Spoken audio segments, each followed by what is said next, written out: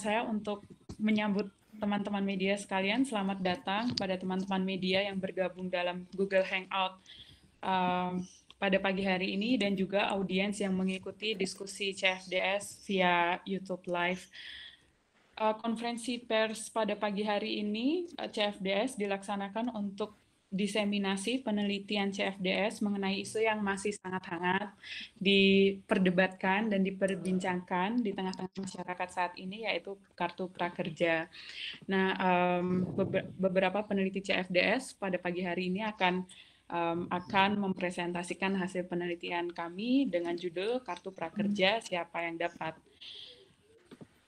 Tim peneliti CFDS dalam kajian ini mengkaji implementasi kartu prakerja di tengah landscape digital Indonesia yang selama ini kalau teman-teman CFDS selalu mengkaji itu ada beberapa isu seperti salah satunya adalah isu digital divide.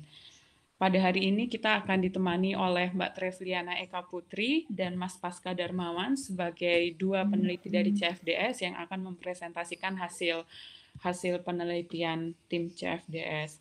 Namun sebelum kita mulai mungkin dan sebelum waktu saya berikan kepada kedua presenters yang terhormat, izinkan saya untuk memberikan beberapa rule atau guidance begitu teknisnya. Diskusi ini akan berjalan seperti apa supaya nanti lebih enak dan tidak ada permasalahan di tengah-tengah jalannya preskon pada pagi hari ini.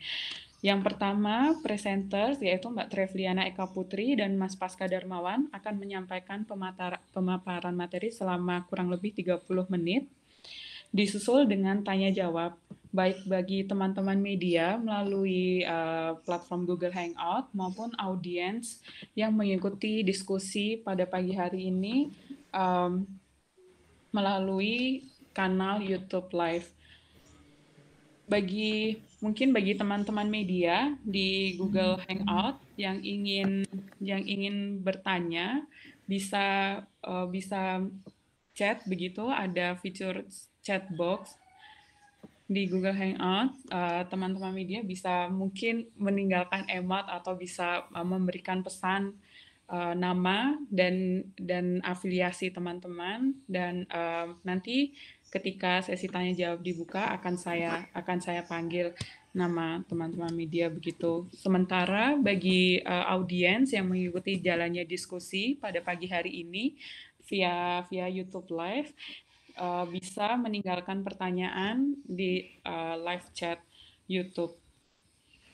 Nah, kami juga menyarankan bagi teman-teman yang bergabung via Google Hangout untuk mematikan atau mute mikrofon Bapak Ibu sekalian supaya tidak noisy atau mengganggu jalannya diskusi pada pagi hari ini, kecuali memang waktu dipersilahkan kepada Bapak Ibu untuk menyampaikan pertanyaan atau komentar seperti itu.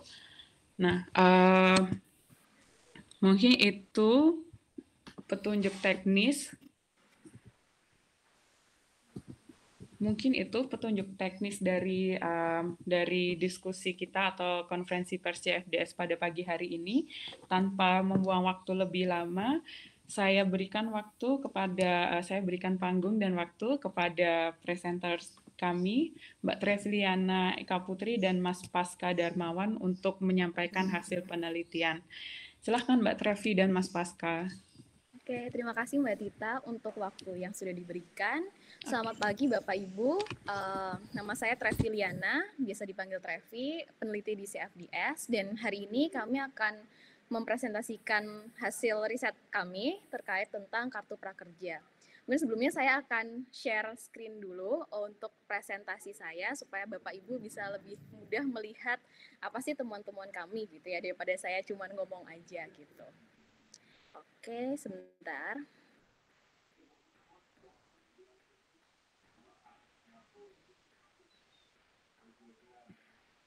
Oke, apakah presentasi saya bisa dilihat Mbak Tita? Mbak Tita, boleh cek? Atau Pasca mungkin? Oh ya, bisa Mbak Trevi. Maaf, barusan masih Oke, terima kasih. Oke, Selamat pagi Bapak Ibu. Jadi hari ini CFDS menyelenggarakan press conference terkait tentang kartu prakerja dengan tajuk Kartu Prakerja Siapa yang Dapat. Di sini kamu mau meng-highlight sebenarnya ketika ada program jaminan jaring pengaman sosial yang dikeluarkan oleh pemerintah, salah satunya Kartu Prakerja, siapa sih yang sebenarnya bisa memanfaatkan program ini lebih maksimal seperti itu.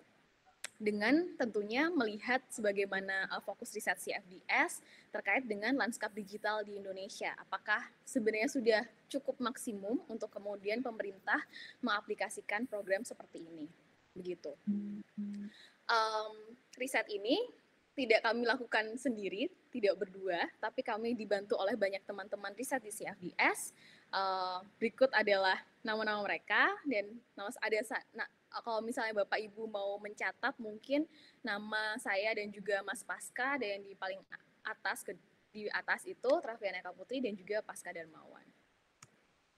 Oke, mungkin mulai dari background-nya dulu ya. Ketika kita menghadapi wabah pandemi COVID-19, banyak sekali dampak yang dirasakan oleh masyarakat. Yang paling terasa tentunya adalah disrupsi sosial ekonomi, di mana COVID-19 ini menimbulkan banyak sekali jumlah pengangguran dan juga angka dari penurunan tingkat ekonomi masyarakat. Kita lihat di sini angkanya baik karyawan yang bekerja di sektor formal maupun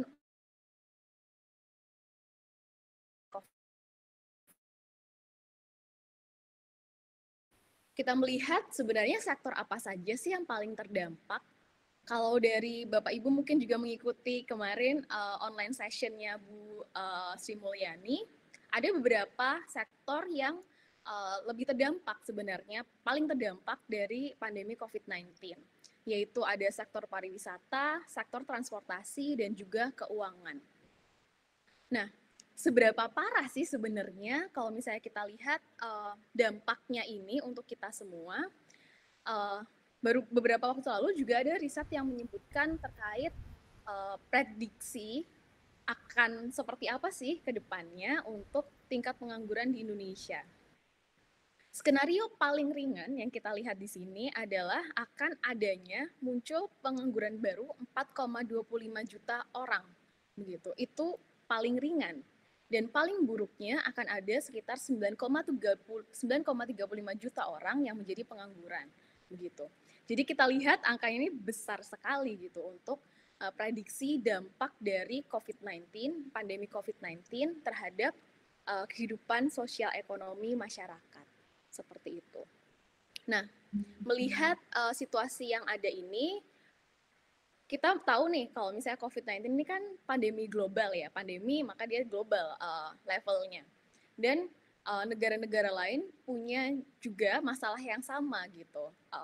Sektor ekonominya sangat terpukul juga dengan adanya pandemi COVID-19. Orang nggak bisa kerja gitu, kemudian demand dari produk yang mereka produksi juga menurun karena misalnya tidak ada orang yang lagi meminta produk tersebut lagi gitu, sehingga banyak sekali kemudian orang-orang yang merasakan dampak ekonomi tersebut.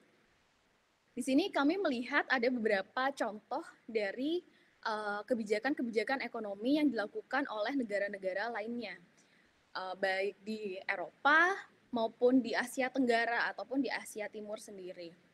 Kita lihat di Jerman ada skema short scheme work atau Kurzarbeit. Kemudian di Korea Selatan ada dana stimulus untuk UMKM dan juga subsidi langsung ke rumah tangga. Kemudian di Vietnam kita lihat ada bentuk BLT dan juga yang unik ada bentuk ATM beras dan ATM mie gitu dari pemerintah. Jadi bentuknya sembako. Kemudian di Jepang pemerintahnya juga meluncurkan yang dinamakan Kikikan Renhosho atau jaminan masa krisis karena situasinya sekarang pandemi itu krisis gitu ya.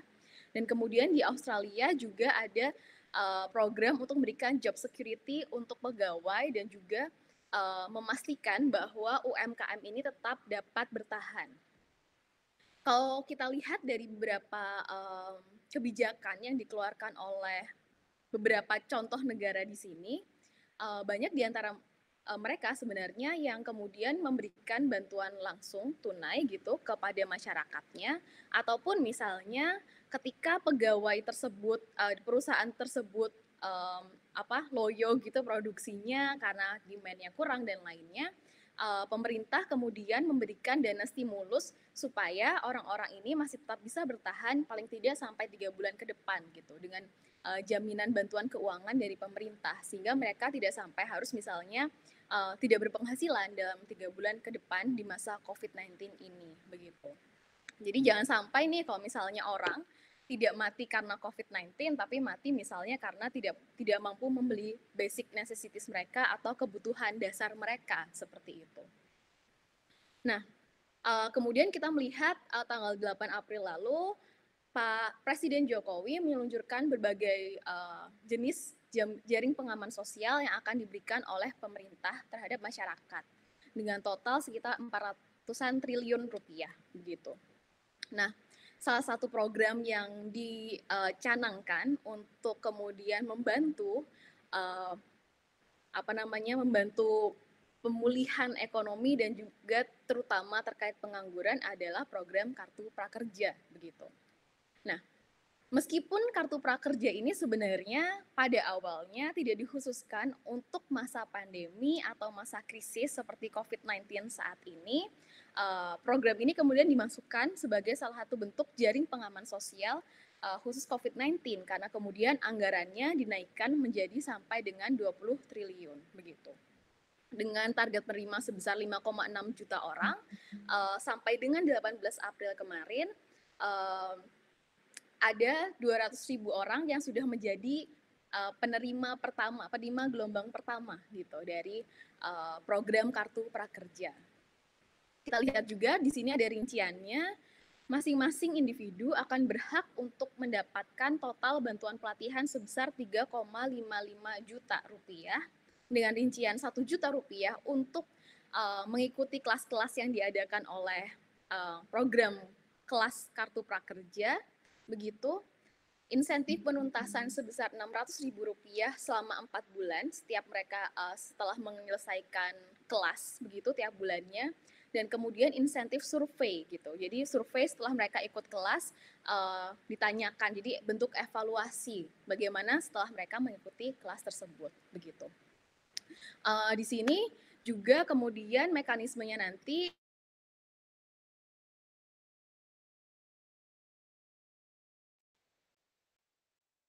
untuk mentransfer dana ini gitu untuk masing-masing individu. Kita lihat ini adalah persyaratan umumnya dan kita lihat juga bahwa jumlah pendaftarnya sudah melebihi sebenarnya dari kuotanya dan sebagai bentuk jaring pengaman sosial maka syaratnya mereka tidak boleh sudah menerima program bansos lain gitu dari penerima Kartu Prakerja.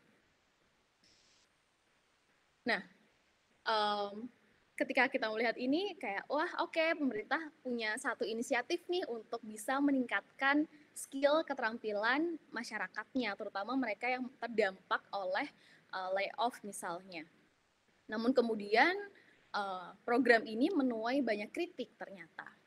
Yang pertama, dalam beberapa pemberitaan disebutkan misalnya dari Ketua Apindo mengatakan, loh sekarang ini masyarakat butuhnya itu bantuan tunai gitu.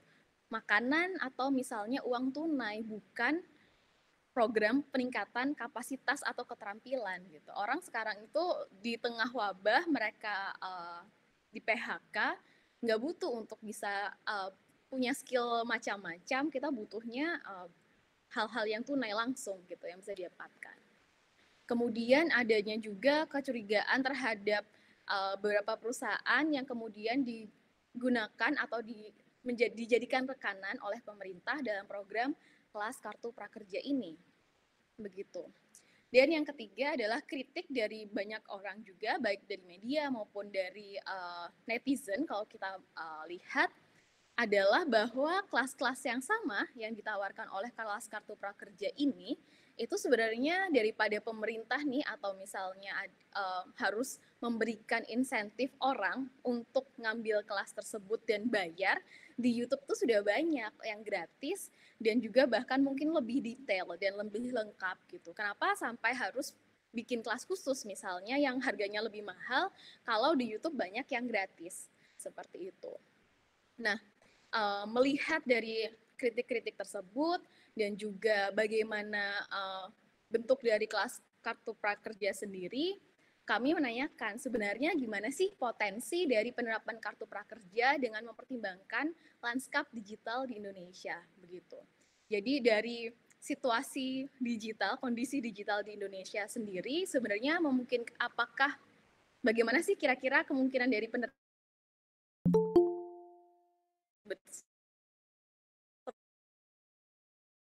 membutuhkan dan juga tepat sasaran misalnya atau tidak gitu. Nah, sebelumnya kami melihat ketika banyak yang mengkritik tentang kelas, sebenarnya kelas-kelasnya seperti apa sih? Kemarin di salah satu sesi dialog di Tempo, ada pernyataan bahwa jumlah kelas yang ditawarkan di kartu prakerja ini sampai dengan 1.240-an kelas yang diikuti oleh 180 lembaga begitu. Nah, tapi yang kami lihat sampai dengan tanggal 18 April kemarin, terakhir kami mengambil data, ada 10 platform digital sebenarnya yang sudah menyediakan platformnya untuk para peserta kartu prakerja untuk bisa mendaftar kelas di situ. Dan dari total 10 platform tersebut ada 742 kelas gitu. Jadi cukup banyak. Kita bisa lihat di sini grafiknya, kelas terkait, kami juga membagikan kategorisasinya ini. Apa sih sebenarnya kelasnya ini terkait apa begitu. Dan kita lihat di sini kelas terkait teknologi dan software itu menempati urutan pertama, yang kemudian diikuti urutan kedua yaitu kelas pemasaran atau marketing, dan di urutan ketiga ada kelas pengembangan diri atau self improvement begitu. Dengan jumlah kelas paling banyak ada di platform yang namanya Mau Belajar Apa gitu. Dan perlu di-highlight bahwa tidak semua platform ini menyediakan kelasnya untuk mereka sendiri begitu. Jadi misalnya di Mau Belajar Apa atau di sekolah.mu begitu, mereka menyediakan platform, tapi sebenarnya siapa saja bisa saja mendaftar untuk membuka kelas di sana, seperti itu. Jadi lembaga-lembaga itu sangat banyak sekali yang bergabung di berbagai jenis platform. Kemudian jumlah kelasnya tadi kita lihat dari berbagai platform ini berapa banyak sih jumlah kelas yang mereka tawarkan. Di sini kita lihat Mau Belajar Apa di urutan pertama, kemudian Skill Academy di urutan kedua, Bukalapak, Sisnaker, dan selanjutnya gitu. Jadi tidak semua platform itu punya variasi kelas yang banyak seperti itu. Kalau kita lihat misalnya di Cakap, dia fokus pada program bahasa Inggris untuk ojol, untuk pegawai dan yang lainnya, sehingga kelasnya terbatas, jumlahnya hanya 27 misalnya, karena memang fokusnya di bahasa saja. Tapi kalau di platform yang lain yang di atas, mereka punya variasi kelas yang sangat beragam. Seperti yang bisa kita lihat di sini, dari Skill Academy misalnya, Mau Belajar Apa, Snacker, dan juga Pintaria, Bukalapak, terdapat variasi yang cukup banyak dari kategori kelas yang dimiliki oleh platform tersebut begitu. Dan sangat beragam seperti tadi kita lihat, teknologi dan software pertama, kemudian pemasaran yang mengikuti kedua terbesar biasanya. Nah, teknologi dan software ini sebenarnya juga sangat beragam lagi kalau misalnya kita lihat adalah jadi dari mulai kelas belajar membuat PowerPoint, kelas belajar Microsoft Word, kelas bikin email misalnya, sampai dengan yang lebih advance atau lebih rumit lagi misalnya yaitu kelas programming atau kelas big data gitu. Jadi varian dari teknologinya sendiri juga sangat beragam gitu. Sementara untuk kelas-kelas pemasaran biasanya adalah kelas-kelas untuk digital marketing. Yang kita lihat mungkin sebenarnya sekarang cukup sesuai begitu dengan situasi COVID-19 di mana orang nggak bisa face-to-face meeting dan kemudian banyak UMKM yang goes online begitu, sehingga mungkin di sini dilihat digital marketing punya kepentingan yang lebih besar gitu. Kemudian rata-rata biaya. Rata-rata biaya yang paling banyak muncul ada 74 kelas, yaitu satu kelas harga biasanya 200.000. Kemudian ada harga tertinggi 3,5 juta, itu ada 2 kelas. Dan kemudian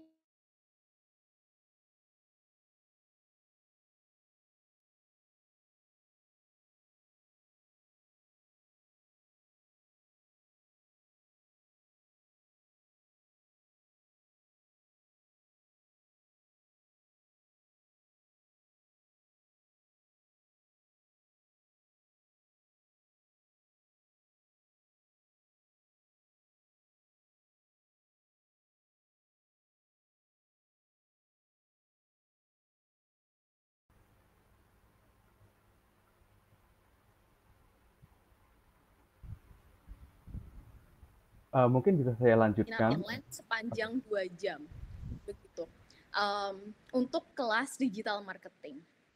Nah di sini kami lihat oke, mungkin digital marketing memang lebih mahal mungkin bayangan kami ketika melihat ada angka sebesar itu.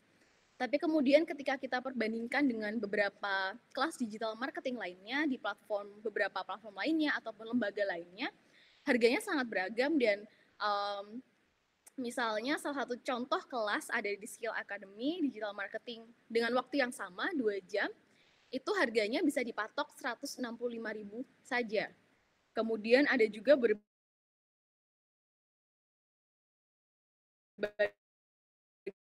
800.000 rupiah, 3 sesi 500.000 rupiah, dan yang lainnya begitu. Jadi kalau kita melihat lagi pilihan dari kelas-kelasnya ini, nampaknya belum ada standarisasi biaya yang cukup jelas terkait bagaimana sih sebenarnya lembaga ini bisa mematok biaya yang perlu dibayarkan oleh peserta kartu prakerja ini. Dan lagi ditambahkan bahwa insentif yang diberikan pemerintah kan hanya sebenarnya 1 juta. Jadi saya nggak tahu apakah kelas ini mungkin ada typo atau ada kesalahan penulisan biaya, tapi sampai malam ini yang saya lihat yang ditawarkan di platform Bukalapak ini ada satu kelas yang diinisiasi oleh lembaga lain yang mematok harga 3,5 juta untuk satu kelas tersebut. Seperti itu. Nah, temuan lain adalah bahwa kemudian kelas-kelas dengan tema digital banyak sekali ditawarkan di program kelas kartu prakerja begitu. Jadi meskipun temanya pemasaran, meskipun temanya bisnis dan keuangan, ternyata mereka masih menggunakan bisnis dan keuangan versi untuk go digital seperti itu. Jadi misal untuk pemasaran itu digital marketing, bisnis dan keuangan itu biasanya bagaimana memulai bisnis online. Dan kemudian pengembangan diri juga beberapa berkaitan dengan digital, bagaimana membentuk personal branding misalnya di dunia online seperti itu. Jadi di sini kami melihat bahwa sebenarnya dengan tren workforce atau lapangan pekerjaan di masa depan yang mungkin akan lebih banyak menggunakan perangkat digital dan membutuhkan kemampuan digital, maka ini menjadi penting untuk punya untuk masyarakat Indonesia nih, terutama angkatan kerjanya untuk punya skills digital ini. Sehingga 44,2% kelas yang ditawarkan untuk tema digital sepertinya itu oke nih untuk misalnya ke depannya ketika kita bisa bilang untuk membangun angkatan kerja yang lebih melek digital misalnya. Nah, tapi kemudian ketika kita lihat lagi, oke, ini programnya bagus nih, kelas-kelas digitalnya oke. Tapi gimana situasi lanskap digital di Indonesia sendiri? Mungkin nggak sih orang bisa akses kelas-kelas tersebut gitu? Kalau kita lihat data yang di atas dari We Are Social, dan kemudian ada dari ABJI juga, di We Are Social menyatakan bahwa pengguna internet di Indonesia tuh sangat tinggi gitu. Dibandingkan banyak negara di Asia Tenggara pun jumlahnya banyak gitu pengguna internet di Indonesia 175,4 juta. Tapi kalau kita hanya melihat dari angka itu saja, sebenarnya dia merepresentasikan apa sih 175,4 itu? Kita lihat lagi ke bawah, dia benar besar, tapi ternyata proporsi yang paling besar itu ada di Pulau Jawa gitu. Hal Indonesia yang paling besar tetap di Pulau Jawa gitu, konektivitas internetnya. Nah, ketimpangan ini bisa disebabkan oleh banyak hal, tapi juga salah satunya adalah ketersediaan infrastruktur. Misalnya, bisa kita lihat di sini adalah BTS, bukan boy band. Jadi, bagaimana di berbagai pulau ini mereka bisa mendapatkan sinyal telepon yang baik begitu. Kalau kita lihat di sini, maka kita bisa melihat bahwa di Jawa itu mungkin ada 84,12% desa dan kelurahan yang sudah punya akses untuk sinyal telepon yang sangat kuat, yang kuat gitu misalnya. Jadi oke lah kita bisa akses internet dengan baik gitu misalnya. Namun kemudian kita lihat bahkan di Maluku dan Papua ada 45,62% itu desa dan kelurahan yang bahkan sinyal teleponnya aja nggak ada gitu. Jadi kalau kita lihat angka yang Indonesia penetrasi internetnya besar, penggunanya banyak, mungkin lah bisa kita membayangkan orang-orang ini bisa akses internet dengan baik dan ambil kelas ini dengan baik begitu. Tapi kita lihat sendiri ternyata di sini yang paling baik diuntungkan ya orang-orang, lagi-lagi misalnya orang-orang yang ada di Pulau Jawa yang punya sinyal internet yang lebih baik dan juga infrastruktur yang lebih baik seperti itu. Kemudian kita lihat lagi beberapa data pengguna internet banyak di kelompok produktif usia muda yang mungkin juga ini cocok sebenarnya untuk kartu prakerja bahwa mulai dari 18 tahun. Kemudian ada bagaimana mereka menggunakan internet, paling banyak menggunakan smartphone atau telepon genggam, kemudian sisanya ada yang menggunakan laptop dan juga ada yang menggunakan tablet atau tab seperti itu. Sehingga mungkin kalau untuk mempertimbangkan program-program pelatihan yang serius gitu ya, seperti programming atau misalnya big data, tentunya nggak bisa gitu dengan hanya smartphone saja. Sehingga mungkin program-program yang lebih beneran skills-nya itu lebih serius untuk diajarkan begitu, hanya terbatas dapat diikuti oleh teman-teman yang punya infrastruktur lebih baik seperti itu. Kemudian lagi, hal yang menarik adalah akses internet masyarakat. Kita lihat di grafik ini ada 3 terbesar bagaimana masyarakat mengakses internet. Yang pertama adalah dengan paket data, kemudian yang kedua adalah koneksi Wi-Fi di ruang publik, dan yang kedua adalah pergi ke kafe yang ada Wi-Fi-nya. Yang ketiga adalah koneksi Wi-Fi di ruang publik begitu. Nah, selama masa-masa physical distancing, kita lihat opsi 2 dan 3 ini sudah nggak relevan lagi gitu, karena kita tidak diperkenankan untuk kemudian ke kafe dan cari internet seperti biasanya begitu. Nah, maka yang tersisa adalah opsi yang pertama nih, untuk kemudian menggunakan paket data atau kuota telepon seluler kita. Kita bayangkan saja kelas-kelas ini adalah kelas-kelas yang menggunakan video, sangat heavy dengan baik video itu sudah recorded ataupun live seperti yang sedang kita lakukan saat ini. Nah, kalau kelas sepanjang 2 jam saja itu kita kemarin coba hitung, itu bisa jadi akan memakan kuota sebesar 2 GB untuk sekali akses video sepanjang 2 jam. Nah, kami bayangkan kalau memang nih ada orang yang serius dan ikut kelas yang series gitu, misalnya seminggu ada 3 kali meeting misalnya, kemudian sampai dengan 1 bulan maka ada 12 kali meeting, ataupun paling rendah misalnya 3 kali meeting dalam 1 bulan, maka jumlah kuota yang dibutuhkan oleh masing-masing individu pengguna ini juga kemudian cukup besar begitu.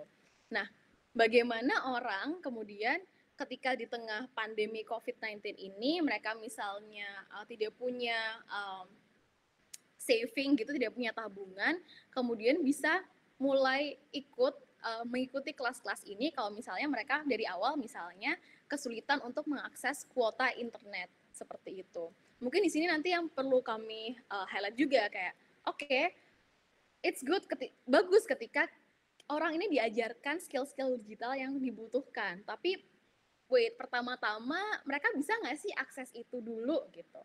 Dan ketika misalnya untuk mengakses, siapa saja sih sebenarnya yang akan punya kesempatan lebih besar untuk bisa mengakses konten-konten tersebut atau bahkan untuk mendaftar program kelas kartu prakerja. Nah, selanjutnya kita akan berpindah ke analisis media sosial yang akan lebih dalam lagi dijelaskan oleh rekan saya, Mas Pasca Darmawan. Silakan Mas Pasca. Terima kasih Mbak Trevi. Jadi di sini kami mencoba melihat bagaimana respon masyarakat terhadap program Kartu Prakerja ini. Kami mengambil sampel data Twitter, periode pengambilan data dari tanggal 10 April silam hingga 18 April 2020, menggunakan kata kunci prakerja dan kartu prakerja, dan total tweet yang berhasil kami ambil sejumlah 90.830 tweet. Dari 90.830 tweet tersebut, sekitar 83% merupakan retweet, jadi memang banyak sekali pengguna Twitter ini yang seconding argument atau menyetujui argumen dari user Twitter lainnya, dan hanya 17% yang merupakan original tweet. Apabila dilihat dari timeline frekuensi tweet dari tanggal 10 sampai 18 April, bisa dilihat ada dua peak, ada dua puncak jumlah Twitter yang dipost ke internet seperti itu ya. Tanggal 14 itu sebagian besar tweetnya membicarakan tentang isu konflik of interest dari stafsus milenial. Seperti yang kita ketahui bersama, salah satu stafsus milenial yaitu Belva Devara merupakan CEO Ruang Guru yang juga menjadi mitra dari program Kartu Prakerja ini. Lalu di tanggal 18 April ada puncak lainnya lagi dalam hal percakapan tentang Kartu Prakerja di Twitter. Namun kali ini di tanggal 18 April isu yang dibicarakan adalah tentang alternatif kursus-kursus online, kursus daring lainnya sebagai alternatif dari kelas yang ditawarkan oleh program Kartu Prakerja. Next. Dari semua tweet yang telah kami kumpulkan, bisa kami identifikasi beberapa key opinion leaders. Yang pertama ada Ridwan HR, salah satu tweet dari beliau cukup viral. Tweetnya memberikan informasi tentang alternatif dari kursus atau kelas-kelas yang ditawarkan oleh program Kartu Prakerja yang bisa diakses oleh masyarakat melalui YouTube secara gratis. Lalu yang kedua ada Rahlana Shiddiq. Beliau cukup vokal dalam menyampaikan masukan atau komentar maupun kritik terhadap program Kartu Prakerja. Nanti bisa dilihat di slide selanjutnya tentang top tweet yang memiliki banyak engagement dari pengguna Twitter. Lalu yang ketiga dari HRD BACOT. User ini memberikan informasi tentang kelas-kelas yang disediakan oleh program Kartu Prakerja yang nantinya bisa dipilih atau diambil oleh masyarakat yang diterima atau yang diterima menjadi peserta dari program ini. Lalu untuk yang keempat ada user Podoradong. Ini juga salah satu user yang cukup vokal dalam memberikan komentar atau mengkritik program ini. Dan yang kelima ada dari media daring Glorako. Lalu selanjutnya.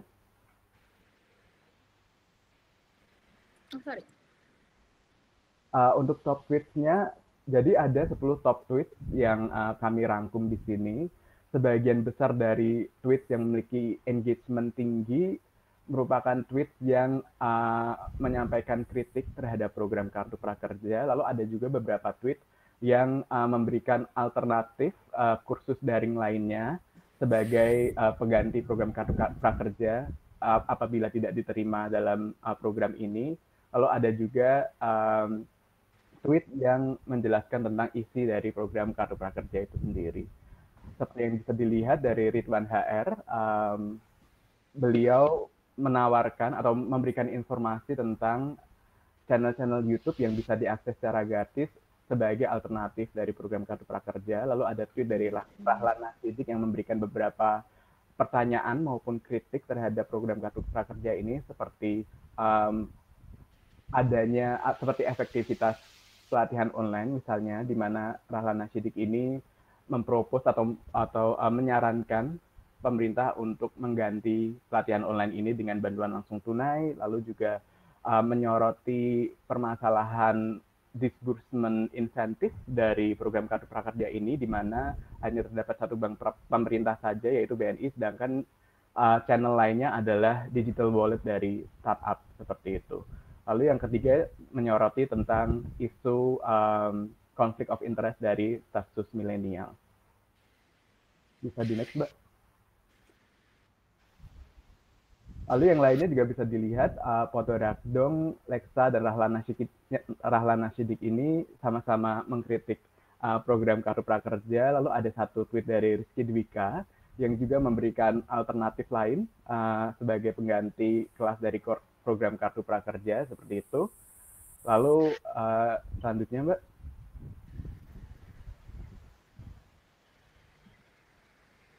Selanjutnya.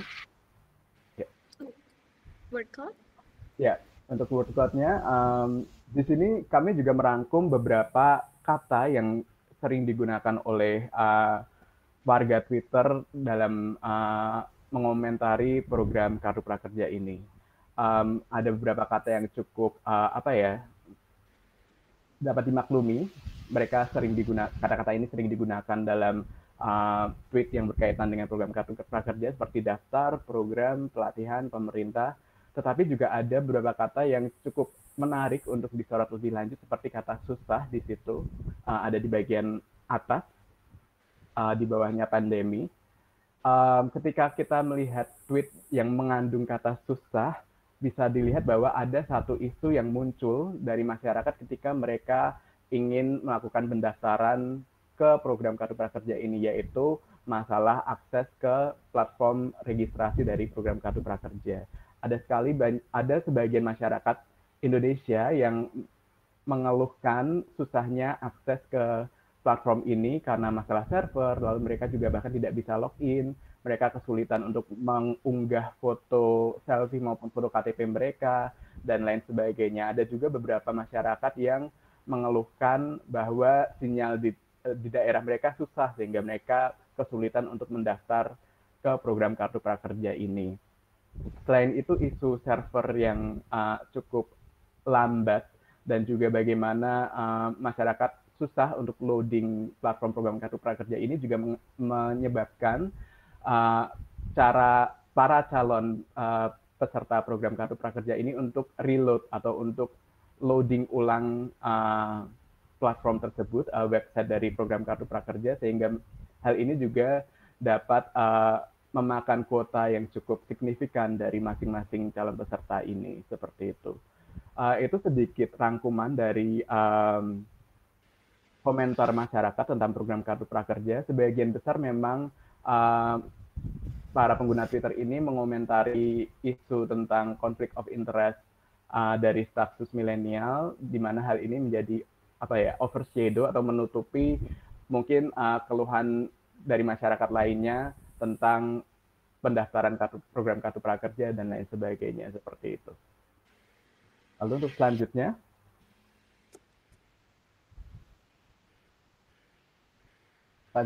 ya. Untuk temuannya, jadi berdasarkan pemaparan yang sudah kami lakukan tadi, terdapat beberapa temuan yang berhasil kami identifikasi. Yang pertama mengenai biaya kelas prakerja. Jadi bisa dilihat bahwa terdapat beberapa kelas yang memiliki biaya cukup besar, meskipun kelas tersebut memiliki muatan yang sama dengan beberapa kelas yang biayanya cukup rendah, seperti itu. Contohnya tadi sudah disebutkan ada kelas digital marketing dengan bentuk webinar selama 2 jam, tetapi dipatok harga sebesar 3,5 juta, sedangkan ada kelas yang mungkin muatannya sama atau mirip dengan patokan harga yang cukup rendah seperti itu. Sehingga di sini ada diskrepansi dari biaya kelas prakerja itu sendiri. Lalu yang kedua, bagaimana mayoritas kelas yang ditawarkan dalam program ini berfokus pada teknis pengembangan kapasitas digital dari individu yang mengikuti program ini. Hal ini cukup kami apresiasi karena memang skill-skill digital ini sangat high demand seperti itu, apalagi untuk beberapa tahun ke depan. Tetapi hal ini juga terkait dengan temuan ketiga kami, yaitu tentang digital divide, di mana pemerintah selayaknya mempertimbangkan juga adanya kesenjangan digital dari masyarakat di Indonesia. Seperti yang telah dijelaskan oleh Mbak Trevi tadi, ada beberapa wilayah di Indonesia yang bahkan tidak memiliki sinyal kuat atau bahkan tidak ada sinyal seluler sama sekali untuk mengakses internet seperti itu. Padahal sebagian besar masyarakat Indonesia mengakses internet melalui paket kuota data. Sehingga ketika masyarakat itu sendiri tidak memiliki sinyal yang kuat dan mereka harus mengakses konten dari kelas kartu prakerja yang sebagian besar atau mungkin bahkan semuanya adalah berbasis video, maka mereka akan kesulitan untuk mengakses konten tersebut. Selain itu, banyak juga yang mengakses internet melalui smartphone instead of laptop, sedangkan beberapa kelas pengembangan kapasitas digital ini mengharuskan pesertanya untuk menggunakan laptop untuk mengerjakan beberapa tugas misalnya. Sehingga dalam hal ini kesenjangan digital di Indonesia ini jadi sangat penting untuk dipertimbangkan oleh pemerintah dalam melaksanakan atau mengimplementasikan program kartu prakerja ini.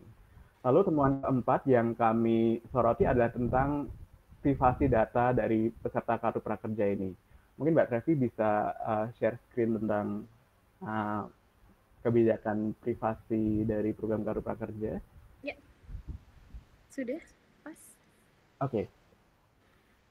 Ya, jadi di sini kami melihat bahwa dari kebijakan privasi program kartu prakerja ini ada salah satu poin mengenai tujuan penggunaan data dari program kartu prakerja. Salah satunya adalah untuk tujuan pemasaran yang bisa dilakukan oleh pihak ketiga atau bisa dilakukan oleh mitra-mitra yang menjadi oleh platform-platform yang menjadi mitra dari program kartu prakerja. Nah, menurut kami hal ini mungkin perlu untuk dijelaskan lebih lanjut oleh pemerintah maupun oleh platform, kira-kira aktivitas marketing atau aktivitas pemasaran apa saja yang akan dilakukan, lalu sejauh mana aktivitas pemasaran ini akan dilakukan, dan juga mungkin salah satu hal yang penting adalah data ini akan disimpan dan digunakan oleh platform-platform ini dan oleh pemerintah sampai kapan seperti itu. Karena beberapa masyarakat Indonesia juga memiliki concern terhadap data pribadi yang sudah mereka kumpulkan, sudah mereka upload, mereka unggah ke platform, dan seperti yang kita kami sebutkan sebelumnya, sudah ada hampir 6 juta atau bahkan sekarang lebih karena sudah ada gelombang 2 masyarakat yang sudah mengumpulkan data pribadi mereka ke platform ini, sehingga memang kuantitas dari data pribadi yang dikumpulkan ini cukup masif, dan saya pikir ini menjadi salah satu concern yang layak untuk didiskusikan dan layak untuk diklarifikasi maupun dijelaskan lebih lanjut oleh pemerintah dan oleh platform yang menjadi mitra dari program kartu prakerja ini. Selanjutnya, Mbak. Lalu untuk kesimpulan dari rekomendasinya, bisa dilihat bahwa beneficiaries atau penerima bantuan dari program kartu prakerja ini adalah masyarakat yang memiliki kecakapan digital yang baik dan juga akses terhadap internet dan juga teknologi digital. Bisa dilihat bahwa untuk mengakses benefit dari program kartu prakerja ini dibutuhkan akses internet yang cukup memadai dan juga dibutuhkan gadget yang bisa mereka gunakan untuk mengakses konten-konten tersebut. Lalu untuk rekomendasinya, pemerintah perlu mempertimbangkan aksesibilitas dan kapasitas dari calon peserta kartu prakerja dalam mempertimbangkan program-program kelas prakerja ini. Dan yang kedua adalah pemerintah perlu menjamin keamanan dan privasi data dari peserta kartu prakerja, terutama terkait kebijakan data sharing dari pemerintah dan juga platform maupun pihak ketiga lainnya. Demikian pemaparan dari kami. Mungkin kami serahkan ke Mbak Tita sebagai moderator untuk membuka sesi tanya jawab. Silakan Mbak Tita. Mbak Tita masih mute, Mbak, mikrofonnya. Oh iya, maaf. Terima kasih Mbak Trevi. Terima kasih kepada para pemapar Mbak Trevi dan Mas Pasca atas pemaparan materinya yang sangat insightful pada pagi hari ini. Mungkin kita langsung buka aja ya Mbak Trevi dan Mas Pasca sesi tanya jawab. Sesi pertama ini kami buka khusus untuk teman-teman media terlebih dahulu. Jadi bagi teman-teman media yang ingin bertanya boleh meninggalkan chat atau pesan di chat box. Nah, saya sudah mendapatkan ada 2 penanya. Yang pertama dari Mas Agung Nugroho dengan akun Kianayu. Benar ya, Mas Agung? Kemudian yang kedua ada Mbak Switsi Sabandar. Nah, mungkin untuk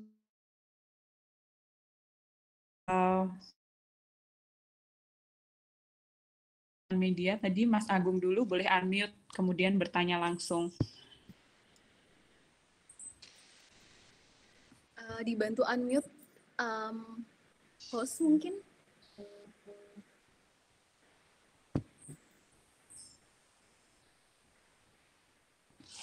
Suaranya tidak terdengar sepertinya.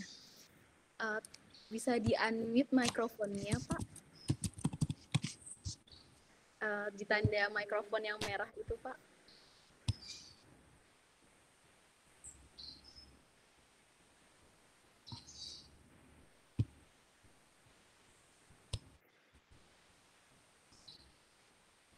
Halo.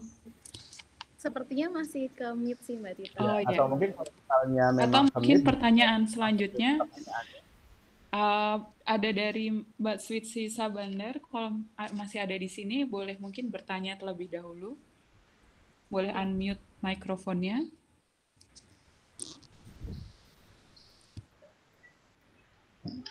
Selamat siang. Iya, selamat siang Mbak. Oke, dengar ya suaranya. Mbak, saya mau tanya kalau untuk melihat dari hasil riset yang dilakukan oleh CFDS terhadap Twitter, itu sebenarnya menunjukkan efektif nggak sih program prakerja itu diberlakukan? Terus yang kedua, jika memang tidak efektif, seharusnya apa saja sih yang pemerintah itu pertimbangkan untuk melakukan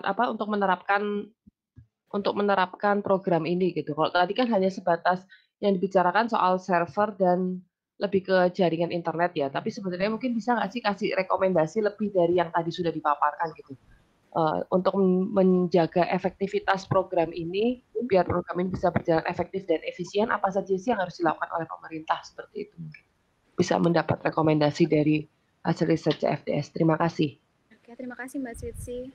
Kita mau nge-pull pertanyaan dulu atau ini sepertinya Pak Agung sudah bisa masuk suaranya. Sudah. Oh iya. Sudah ya? Ya, sip. Ini mau tanya. Oke, Pak. Kalau ini kan JPS selama COVID ya, mungkin kebijakan pemerintah. Ya. Kok saya belum lihat perbandingan ini lebih efektif mana antara kemudian kartu prakerja ini dengan mungkin yang diterapkan oleh negara lain, misalnya bantuan langsung tadi seperti di Vietnam itu, kok nggak ada sedikit lebih efektif mana sih sebenarnya untuk jaringan pengaman selama pandemi ini? Apakah bisa dijelaskan? Karena kan di tempat saya juga ada yang mengeluh ketika mengakses kartu prakerja ini nggak bisa lanjut, akhirnya mereka menyerah. Berarti kan artinya mereka kan akhirnya nggak bisa menikmati jaringan pengaman sosial yang ditawarkan pemerintah. Betul. Nah, ini apakah lebih efektif mana antara bantuan yang langsung seperti ATM beras atau ATM tadi mie misalnya seperti itu. Terima kasih. Ya, terima kasih Pak Agung. Apakah Bapak Ibu, mungkin Mbak Tita ada yang mau bertanya lagi mungkin? Kita buka untuk satu pertanyaan lagi. Ya, betul Mbak Trevi. Bagi teman-teman media, mungkin ada satu pertanyaan lagi supaya genap 3 pertanyaan. Kita kumpulkan dulu. Kalau Oke, sepertinya nggak ada Mbak Trevi mau nggak ada, mungkin dijawab dulu ya, Mas Pasca boleh dan Mbak Trevi. Mas Pasca boleh. dulu mungkin terkait tadi pertanyaan dari Mbak Switsi terkait tentang hasil riset dari analisis media sosial. Apakah kemudian itu efektif atau tidak, dan kemudian kalau tidak efektif, apa saja sebenarnya rekomendasinya. Mungkin Mas Pasca bisa ngasih gambaran dulu di awal terkait tentang hasil temuan dari riset. Ya, terima kasih Mbak Trevi, Mbak Tita. Jadi memang untuk komentar yang disampaikan oleh masyarakat melalui Twitter ini memang sebagian besar membicarakan, mereka fokusnya sayangnya lebih fokus ke isu tentang conflict of interest atau isu tentang keterlibatan status Belva seperti itu di program ini. Tetapi ada beberapa pengguna Twitter yang memang mengeluhkan akses ke platform atau ke website program Kartu Prakerja ini untuk mendaftar. Seperti yang tadi juga sudah dikatakan secara singkat oleh Pak Agung, memang banyak sekali keluhan di mana mereka tidak bisa load websitenya, lalu mereka akhirnya menyerah atau bahkan mereka mungkin kuotanya sudah habis karena harus load berkali-kali dan akhirnya mereka memutuskan untuk tidak mendaftar. Nah, di sini bisa dilihat bahwa memang ada bahwa memang kesenjangan digital ini memberikan dampak yang cukup signifikan dalam terhadap orang-orang siapa saja yang akhirnya bisa mendaftar program Kartu Prakerja ini, karena memang untuk mendaftar saja diperlukan kuota internet yang cukup besar, lalu diperlukan juga sinyal internet yang cukup kuat, yang cukup memadai, supaya mereka akhirnya bisa masuk ke platformnya, bisa mengunggah fotonya, dan lain sebagainya. Sehingga di sini bisa dilihat bahwa dalam tahap pendaftaran saja sudah ada beberapa concern, sudah ada beberapa isu yang disebabkan oleh adanya kesenjangan digital ini, seperti itu. Dengan adanya isu tersebut bisa disimpulkan bahwa mungkin memang program Kartu Prakerja yang yang memang require semua orang untuk go online, untuk mengakses secara daring ini tidak terjangkau oleh seluruh lapisan masyarakat di Indonesia, seperti itu. Sehingga pemerintah juga harus memikirkan cara bagaimana mereka bisa menjangkau atau bisa merangkul lapisan masyarakat di Indonesia yang tidak memiliki akses internet yang cukup memadai untuk mengikuti program Kartu Prakerja ini. Nah, ini mungkin nanti Mbak Trevi bisa menjelaskan lebih lanjut lagi tentang kira-kira apa sih rekomendasi yang bisa diberikan, lalu kira-kira berkaca dari kebijakan jaring pengaman sosial dari negara lain, kira-kira apa saja yang bisa mungkin di suggest seperti itu ke pemerintah untuk mengkomplement atau mengkomplement program Kartu Prakerja ini. Silakan Mbak Trevi. Ya, terima kasih Mas Pasca. Tadi mungkin pertanyaan keduanya dari Mbak Switsi dan juga pertanyaan dari Pak Agung cukup berhubungan ya terkait efektivitas. Pertama, persepsi masyarakat terkait efektivitas, karena sekarang yang kita lihat ini kan programnya baru saja jalan ya. Kemarin 18 April adalah pengumuman, jadi belum berjalan cukup lama gitu. Kita belum bisa melihat benar nggak sih ini efektif atau enggak gitu. Tapi kalau misalnya kita melihat dari bagaimana mekanismenya, kemudian bagaimana orang-orang yang bisa mendapatkan kelas Kartu Prakerja ini, kemudian kita ada persepsi bahwa masyarakat ini melihat bahwa sepertinya program ini tuh kurang efektif untuk diaplikasikan karena terbatas, hanya orang-orang tertentu yang bisa mengambilnya begitu. Dan kemudian kita lihat juga kalau dari misalnya kelas-kelas yang ditawarkan itu sepertinya pemerintah perlu lebih mengkurasi lagi nih program-program kelas yang ditawarkan. Masa iya kita misalnya nih, kalau memang jadi sebenarnya ada kebingungan di sini. Apabila memang untuk jaring pengaman sosial, mengapa itu tidak inklusif untuk banyak orang gitu? Karena hanya terbatas orang yang bisa mengakses. Selain itu juga kalau memang untuk jaring pengaman sosial, kenapa tidak seperti misalnya kata Pak Agung tadi, kenapa nggak langsung saja untuk bantuan langsung tunai yang bisa diakses banyak orang. Dan satu sisi lagi, pemerintah bilang ini untuk upskilling, untuk menambah keterampilan gitu. Tapi kalau misalnya untuk menambah keterampilan, kenapa program-programnya ini kurasi dari jenis kelasnya itu kurang, kalau saya bilang kurang, filteringnya itu mungkin kurang dalam lagi ya, kurang banyak layer filteringnya. Kalau kita melihat masa program yang sama untuk kelas, misalnya jadi contoh yang tadi misal digital marketing, ada yang bisa menawarkan 3,5 juta, kemudian ada yang 200.000 sudah dapat juga gitu dengan materi yang kurang lebih sama begitu. Sehingga kalau memang pemerintah serius untuk upskilling, ya sudah mari kita fokus untuk benar-benar memberikan materi yang baik gitu, misalnya yang bagus, yang komplit, dan juga kemudian dengan harga yang mungkin lebih reasonable gitu, untuk ketika 1 juta ini digunakan untuk membayar kelas itu lebih beralasan gitu. Oke, nggak apa-apa kok, emang kelasnya sesuai dengan harganya. Sementara yang kita lihat saat ini dari rangkaian program kelas yang ditawarkan oleh Kartu Prakerja, yang membuat kemudian banyak orang mempertanyakan kan adalah kelas-kelas kayak gini di YouTube juga banyak. Kenapa pemerintah nih harus ngasih subsidi kita ngeluarin 1 juta nih untuk masing-masing orang untuk bayar kelas yang kita bisa dapatkan secara gratis. Kalaupun memang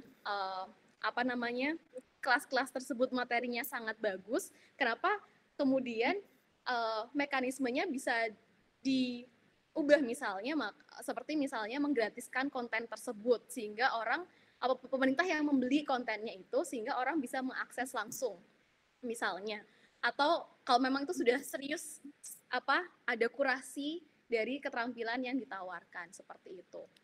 Jadi di sini sepertinya ada kebingungan nih, misalnya pemerintah mau serius untuk jaring pengaman sosial, tapi kok tidak inklusif, atau memang mau upskilling. Kalau memang upskilling, ayo kita seriuskan misalnya dari pelatihan-pelatihan yang ditawarkan, seperti itu. Nah, selanjutnya mungkin tadi perbandingan terkait negara-negara ya, apa yang sudah dilakukan negara lain, begitu.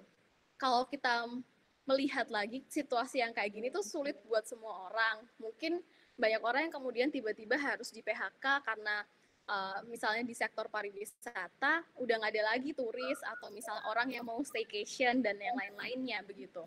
Nah, pada masa-masa seperti ini di mana makan saja sulit, mungkin orang juga jadinya lebih merasa bahwa lebih aman apabila saya mendapatkan bantuan langsung tunai seperti itu. Nah, di sini karena kita membahas Kartu Prakerja, kita juga perlu mengetahui sebenarnya pemerintah punya banyak inisiatif lainnya selain Kartu Prakerja, yang juga salah satunya adalah bantuan sosial berupa bantuan langsung tunai begitu. Tapi mungkin karena sampai saat ini kita mungkin belum banyak mendengar terkait yang bantuan langsung tunai itu dan bagaimana mekanismenya. Jadi mungkin kita harus menunggu lagi dari terkait pemberitahuan pemerintah terkait hal tersebut, karena sejauh ini mungkin yang sudah banyak kita rasakan, misalnya untuk listrik, misalnya ada bantuan untuk insentif untuk mereka yang punya kuota 450 dan 900 dan yang lainnya.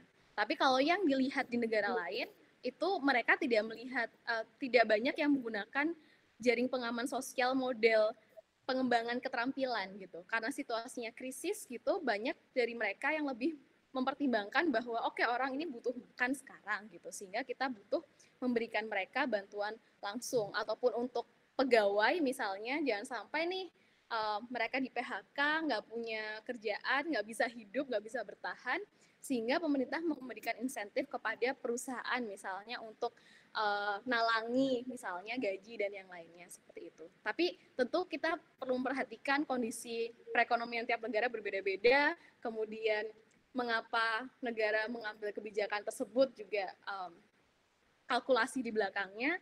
Tapi kalau di suatu situasi krisis, sebenarnya kami di sini melihat bahwa program upskilling kayak Kartu Prakerja ini bagus, tapi mungkin tidak di era COVID-19. Mungkin di era normal, kalau misalnya kita tidak ada COVID ini kayak oke, kita senang nih bisa upskilling. Tapi kalau di era COVID itu jadikan jaring pengaman sosial, rasanya masih kurang tepat seperti itu. Begitu Pak dan Mbak Sitsi, mungkin Mbak Tita bisa. Baik. Oke, terima kasih Mas Pasca dan Mbak Trevi. Mungkin Pak Agung dan Mbak Aswinsi mau sudah cukupkah jawaban dari pemapar kami atau ingin mengomentari kembali? Sudah cukup. Oke, terima kasih Pak Agung. Mbak Aswinsi, apakah sudah cukup atau? Sudah cukup. Oke, terima kasih Mbak Aswinsi. Baik, dari teman-teman media kami masih menunggu jika ada pertanyaan kembali. Saya belum melihat ada chat lagi di kotak chat box Google Hangout ini. Jadi mungkin sambil menunggu pertanyaan dari teman-teman media, ini ada, karena kita juga membuka di kanal YouTube live streaming, jadi ada beberapa pertanyaan begitu Mbak Trevi dan Mas Pasca dari YouTube. Ada 2 pertanyaan. Yang pertama dari saudara atau saudari Dari. Selamat siang. Mengapa menggunakan data 2008 mengapa menggunakan data yang diambil pada tahun 2018 sedangkan ada banyak yang berubah dalam waktu 2 tahun dalam waktu 2 tahun. Dan mengapa peningkatan annual internet users atau penelitian per tahun menurut ABGI juga meningkat? Mungkin pertanyaannya saya bisa ulangi kembali karena suara saya tadi sempat hilang. Jadi pertanyaan dari saudari Dari, selamat siang, mengapa menggunakan data tahun 2018, sedangkan ada banyak yang berubah dalam waktu 2 tahun? Dan mengingat peningkatan annual internet users atau penelitian per tahun menurut ABGI juga meningkat. Kemudian ada pertanyaan dari saudara Rama, apakah kartu pekerja hanya memiliki concern kepada pemerintah kepada masyarakat yang sudah terkategorikan sebagai pengguna digital? Kemudian ada lagi satu dari saudara Simanjuntak, kenapa ya kira-kira pemerintah membangun kerjasama ke e-commerce dan bukan ke perusahaan komunikasi?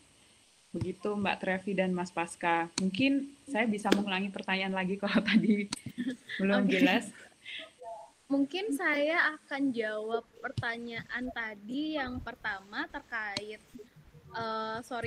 tadi lupa lagi padahal tadi kayak data 2018. Data 2018. Iya, data tahun 2018. Jadi sebenarnya tadinya ada data 2020 terbaru yang dari WR Social, tapi dari ABGI memang yang terakhir adalah 2018 dan kami nggak berani untuk ambil sumber data lainnya yang lebih kurang reliable daripada ABGI. Jadi ABGI memang secara per tahun punya datanya dan data paling baru 2018. Kalau kita punya data terbaru 2019 dari ABGI, tentu kami akan memasukkan itu.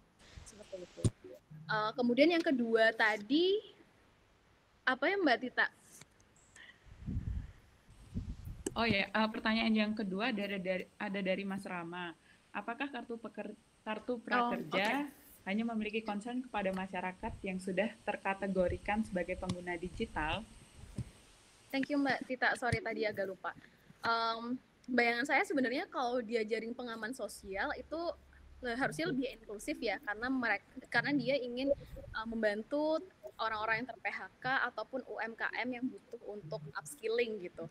Tapi pada kenyataannya kalau kita lihat dengan persyaratan dan mekanisme yang ada, ya beneficiaries-nya, orang yang bisa memanfaatkan itu otomatis hanyalah orang-orang tertentu yang memang sudah punya digital skills tertentu dan juga punya akses terhadap digital tools tersebut. Begitu. Mungkin yang selanjutnya terkait atau mau ditambahkan dengan Mas Pasca di sini? Ya, mungkin yang pertanyaan kedua itu sudah cukup dijawab oleh Mbak Trevi. Mungkin mau menambahkan satu lagi, sebenarnya ada kelas-kelas yang tidak upskilling keterampilan digital ya. Cuma lagi-lagi untuk mengakses kelas-kelas itu kan juga butuh akses internet, lalu mereka juga butuh gadget yang bisa digunakan untuk mengakses internet. Jadi secara tidak langsung orang-orang yang bisa mengakses kelas-kelas dari program ini adalah orang-orang yang memiliki akses digital seperti itu. Lalu untuk yang ketiga tadi pertanyaannya kenapa startup dan bukan telco ya, kalau nggak salah. Iya. Iya benar Mas. Mungkin karena memang dari program Kartu Prakerja ini kan pemerintah membutuhkan platform-platform yang menyediakan kelas-kelas seperti itu. Sedangkan yang sebagai perusahaan yang menyediakan kelas-kelas online, kelas-kelas daring ini adalah perusahaan-perusahaan startup yang memang bergerak di bidang pendidikan seperti itu. Kalau misalnya telco mungkin memiliki menawarkan kelas-kelas seperti itu, mereka juga pasti akan dirangkul oleh pemerintah. Tetapi telco ini juga sudah memberikan berbagai bantuan gitu ya kepada masyarakat, seperti yang kita ketahui beberapa perusahaan telco memberikan akses gratis ke e-learning platform dan lain sebagainya seperti itu. Cuma mungkin memang untuk program Kartu Prakerja ini yang paling relevan adalah startup yang bergerak di bidang e-learning.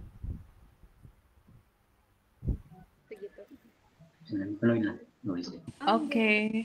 Oh, Jess, silahkan Pak. Monggo Pak Agung. Enggak, saya enggak. Saya kira juga ingin bertanya lagi Pak Agung. Mungkin tapi benar juga, kami masih menunggu pertanyaan dari teman-teman media. Apabila ada yang masih ingin ditanyakan, begitu.